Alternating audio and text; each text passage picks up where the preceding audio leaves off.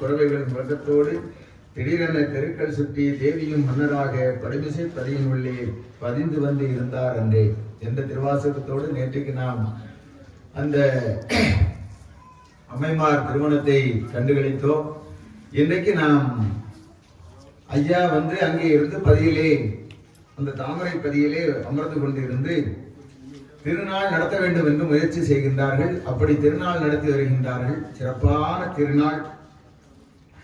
அப்போது மக்கள் எல்லாம் திருநாள் பார்க்க போவோம் என்று சொல்லி எப்படியெல்லாம் வருகிறார். பொன்னான நாராயணரும் பூரித்து மகிழ்ந்திருந்து நாம் திருநாள் நடத்த வேண்டும் என்று சொல்லி நித்தம் திருநாள் நடத்த வேண்டும்.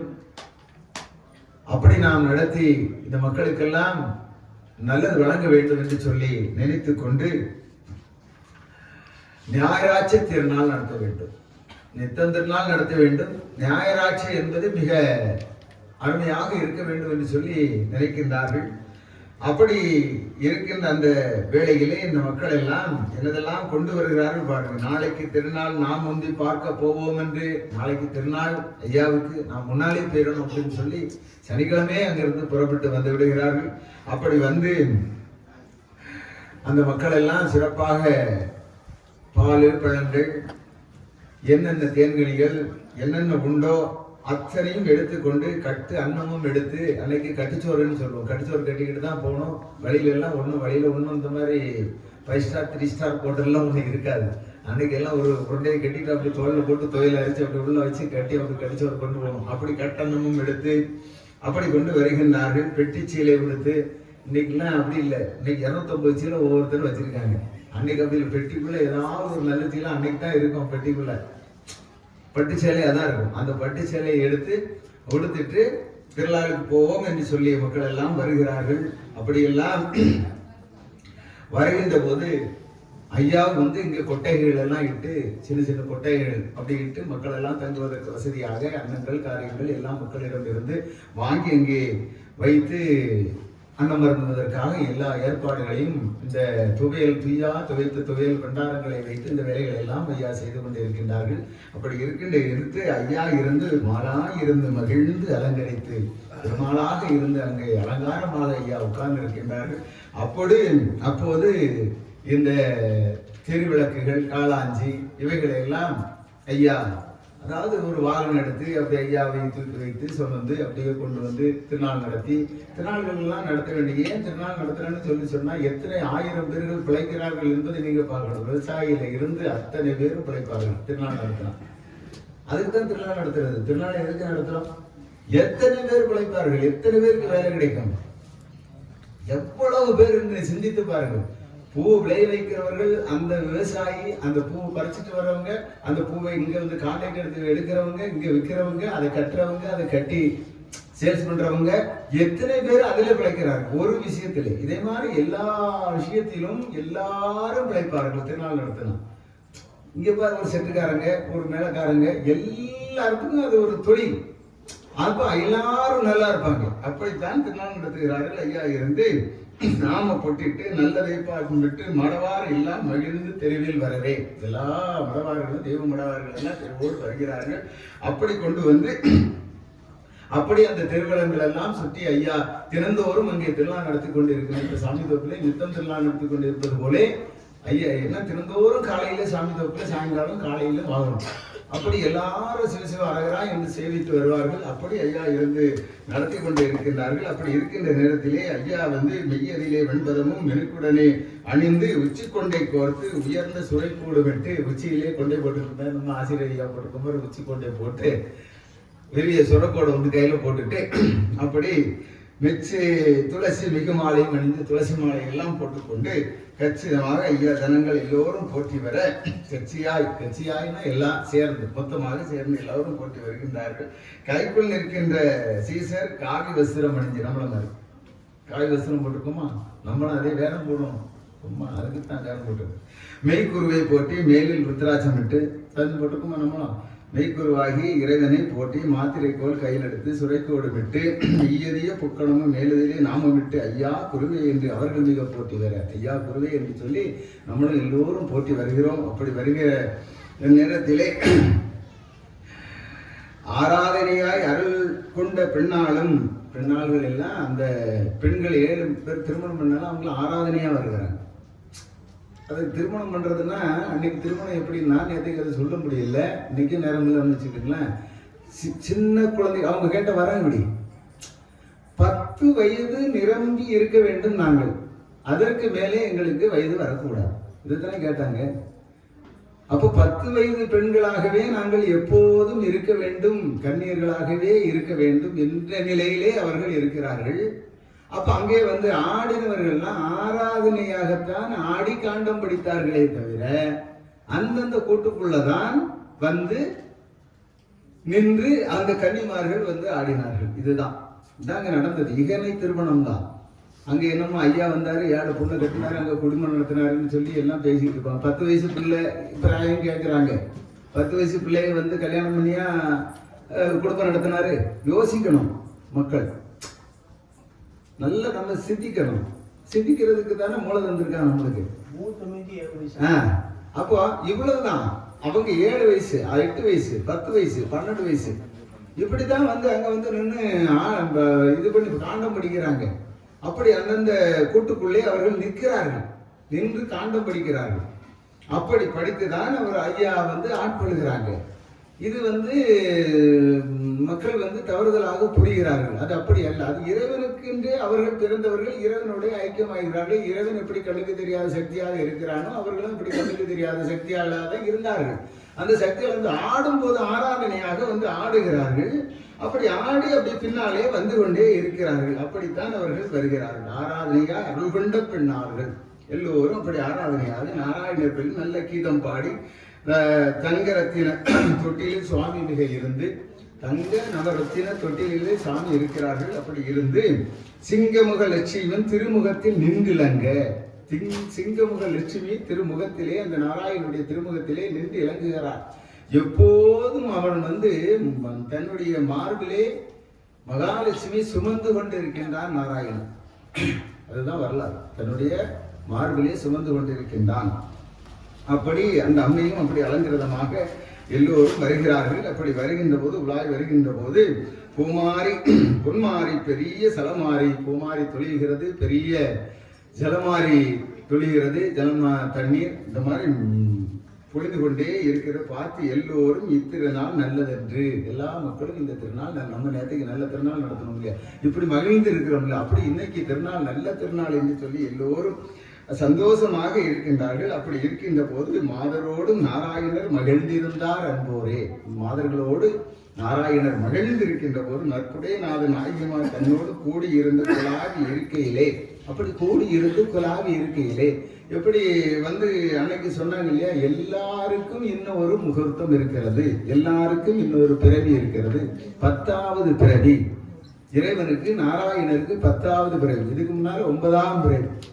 அப்போ இது 10வது பிறவி. அப்போ ஒரு திருமணம் இருக்கும் இல்லையா, பிறந்திருக்காங்க, பிறந்தா ஒரு கல்யாணம் காட்சி கொடு அப்படிங்கிறது இருக்கும் இல்லையா. அதே மாதிரி மகாலட்சுமி 10வது அவதாரமாக பிறந்திருக்கிறார். சிவபெருமான் திருநெல்வேலி சொன்னார், அது கேட்டீங்களா நீங்க? நாதன் முறையாருக்கு ஒரு நந்து பற்று அப்படி பாடுறாங்க இல்லையா. 10 அவதாரம், 10வது அவதாரம் இது. அந்த அவதாரத்தின் மூலமாக அந்த மகாலட்சுமியும் திருமணம் செய்ய வேண்டும். இந்த அவதாரம் நடத்தியாச்சுன்னா அது ஒரு கல்யாணம் நடக்கணும் இல்லையா. இதுக்கு முன்னாடி ருக்மணி தேவியாக பிறந்திருந்தாங்க மகாலட்சுமி அம்மா. ருக்மணி தேவியை கல்யாணம் பண்ணிட்டு வந்தார் இல்லையா. இப்ப வைகுண்டமாக அவதாரம் எடுத்திருக்கின்றார், மகாலட்சுமியை திருமணம் செய்யணும் இல்லையா.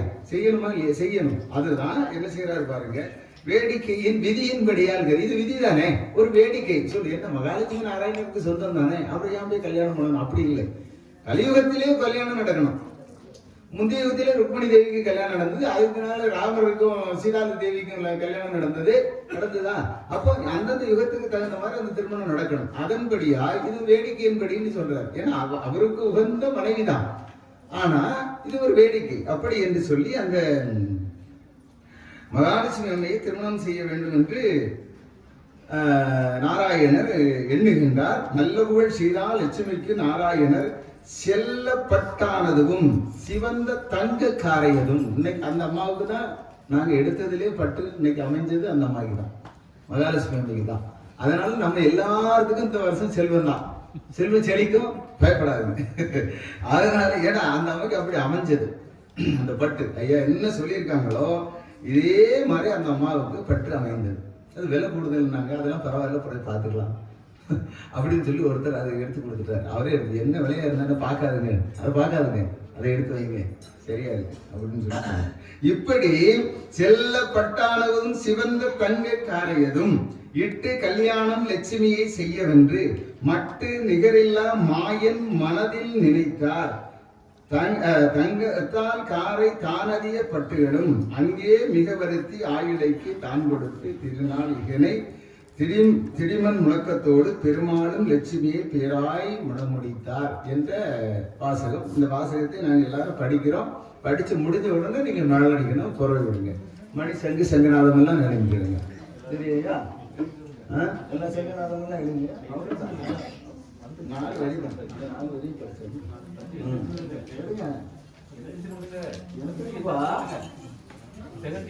சரி கேளுங்க, மணி எல்லாம் எடுங்க.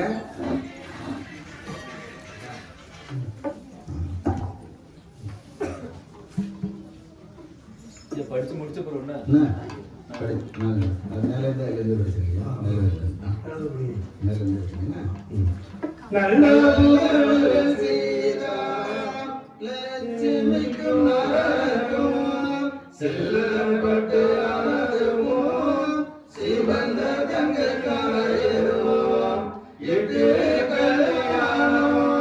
லட்சுமியை செய்ய வென்று மட்டுகளெல்லாம் மாயன் மனதிலுட்டார். தங்கத்தால் காரை தானதியப்பட்டதுவோ அங்கே வருத்தி ஆயிரம் கொடுத்து திருநாளிகளையும் திடிமன் மூலக்கமோடு பெருமாளும் லட்சுமியை பேராய் மனம்.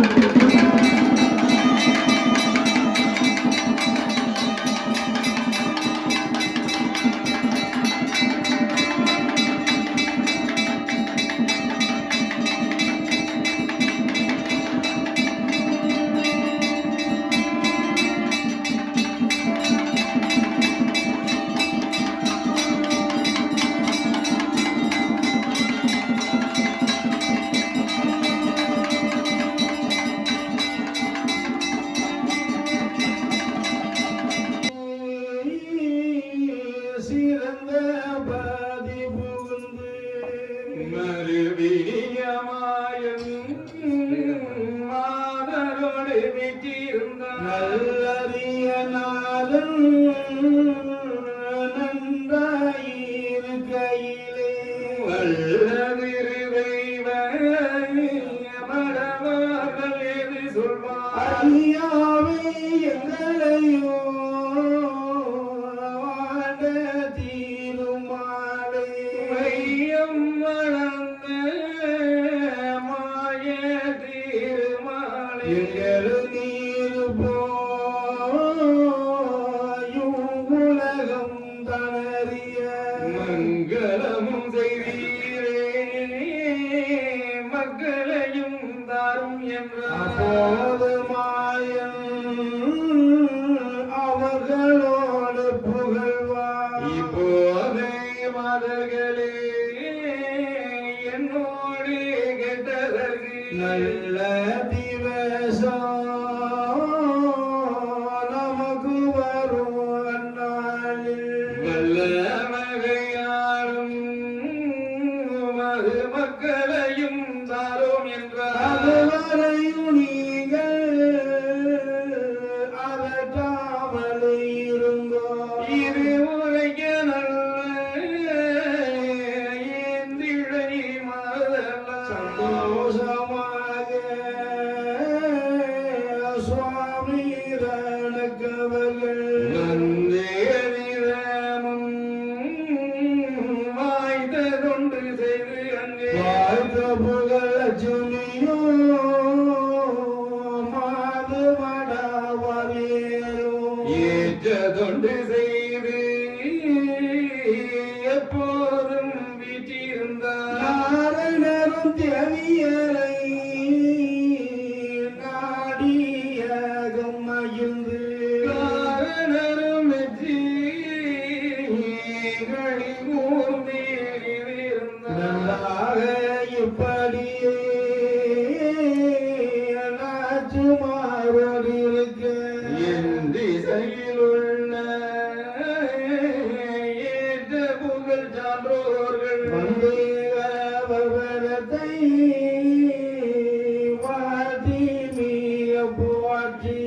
சந்துஷ்டியாக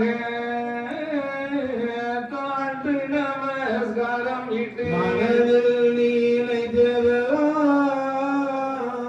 மாயவரோடு உரைத்து வினை வேண்டி சங்கடங்கள் தீர்ந்திருப்பார் தெய்வமோ அவரா திருவுள்ளமோ அவரா மையம் மகிழ மனு போழுந்தான் இருந்தார் வன்வசை வகையோ மாநாடு சொத்துகளோ ஒத்து மிக வாழ்ந்து உடைய பலன் இருந்தார் இப்படி ஒத்து இவர் இருக்கும் நாளையிலே நற்குடைய தெய்வ நாயகிமார் கேட்டபடி மகளை கொடுக்க மனதில் உற்றியும் பெருமா முதலை இனத்தை கூறி மிக உரைத்தார் ஏழினமும் அதற்கு இனமிட்டே தான் கொடுக்க நாடு வந்த போதே நாரணரும் கொண்டாடி வாழ்த்தினால் மகிழ்ச்சி உடன் நடக்க ஏற்ற குல சான்றோ எல்லோரும் வந்து நிற்க பிள்ளைகளை எடுத்து பின்னார்கள் எவேற்கும் மன்னனந்தமானும் மனதுற்றிருக்கையிலே நான தெய்வே காரியை மாறியுள்ளோரும் விண்ணானமாக வீர நாராயணரை கண்ணரே கரியமாலே காரண குருவே ஐயா எங்கள் மதலையரோ எடுத்து நீர் இனமதாக விண்ணங்கோ மகிழ தந்து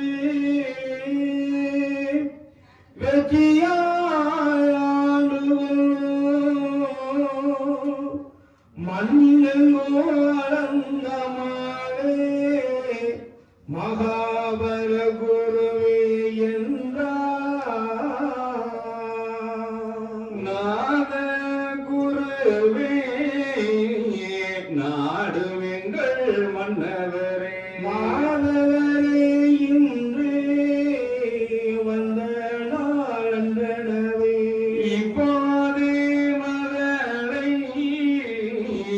எடுத்து மீகத்தாரும் சொப்போடு ஒத்த திருமாலை என்றுரைத்தார் நல்லவிதான் பெண்ணே நாட்டு நருளறிய உறைவனத்தில் முன்னே நீர் பெற்று வைத்த மதலைகள் ஏழும் வளர்த்து ராணித்தனை புகழை பிராயமலா கொண்டு தீர்ந்து வளர்த்தே பாலமரை ஊட்டாமல் பரிவனத்தில் நீங்கள் விட்டு கோலவனத்தோடு குவித்தோடி கொண்டு மீண்டு வந்தேன் என்னவாறு யான் இந்த பிள்ளையினால் பொன்னினிய கண்ணியரே புகழவும் தான் கொடியுமோ தெய்வேந்திரன் பசுவை திரையாக கொண்டு வந்து மொய்வனத்தில் பானை கொண்டு மிக கறந்து மக்களுக்கு ஊட்டி வளர்த்தேன் கும்பர் கோணும் அறிந்து மாட்டிடவே என்னை மாபடைகளோடு வந்தான் தம்பி அவன் தனக்கே தான் வளர்த்தேன் பிள்ளைகளை ஒப்பரிய பலமிருந்தும் ஒரு நாளொழியாமல் மை பரிய தாளம் பகுத்து மிக வளர்த்து மக்களுக்காய் பாடுபட்டு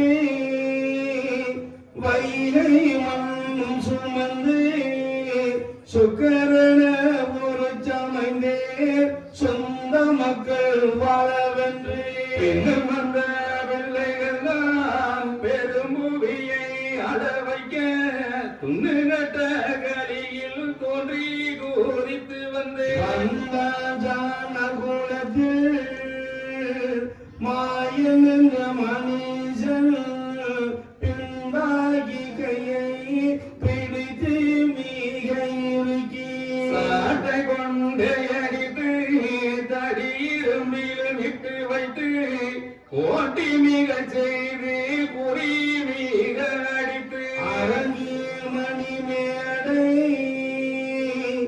ஆனதிலே என்னை வைத்து பரங்குவிய நித்தம் பாதம் பணிவேன் என்றார் சாரிடத்தில் தான் போகாதபடிக்கு கோணாமல் எங்களுடன் கூடியிரு என்றடித்தார் பெருகலைந்து போரண இத்தவிலங்கில் இருந்த நீக கவிழ்ந்து சாலமுடன் ஈசன் தான் படுத்தும் பாட்டையெல்லாம் பாலருக்காய் வேண்டி பாரறியவட்டேன் நான் சமணரிடத்தில் தான் போகாதபடிக்கு கோணாமல் எங்களுடன் கூடியிரு என்றடித்தான் பெற்ற பிள்ளை எல்லாம் பெருகலைந்து போவாரென இட்ட விலங்கில் இருந்த நீக கவிழ்ந்து சாலமுடன் ஈசன் தான் படுத்தும் பாட்டையெல்லாம் பாலருக்காய் வேண்டி பாரறியவட்டேன் நான் பெற்றதுதான் போதும் என்று பெண்ணே நீர் எவ்வேறும் மெத்ததெளிந்து மேவி வந்தீர் இப்போது என்றுரைகமாலும் இரண்டிடைமார் எழுவேரும் மன்றுள்ளோர்கள் அறிய மாதர் உரைக்கலுற்றார் பிள்ளைகள்தானன்றாய் பெருகி மிக வாழ வல்லங்கள் மாலை மாறாத வசிருந்த காரணத்தை சொன்னால் கணக்கில் அடங்கிடுமோ உலகத்தின் ஞான பெரிய திருமாலே ஆராட்டி காணாத மேரு நீரை வனத்தில் மெல்லிய மேலும் ஒருவர் முகம் ஒருவருக்கு ஓருருவம் காணாமல் கரியவரவர்கள் காவுவடவுகளில் உடுதலைகள் கொய்து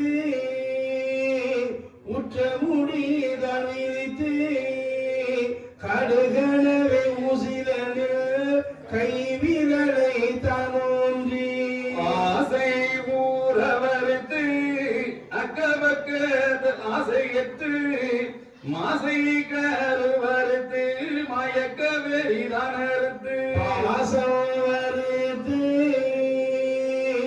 பக்கதுணை அறுத்து வாசமனமோ வாக்கு பேச்சும் மறந்து கருணீனை வறுத்து கனாபயங்கள் தானறுத்து வீடு நீனை வறுத்து வெளி வீடு தான் திறந்து மலசலந்து வாயு போக்குமத்து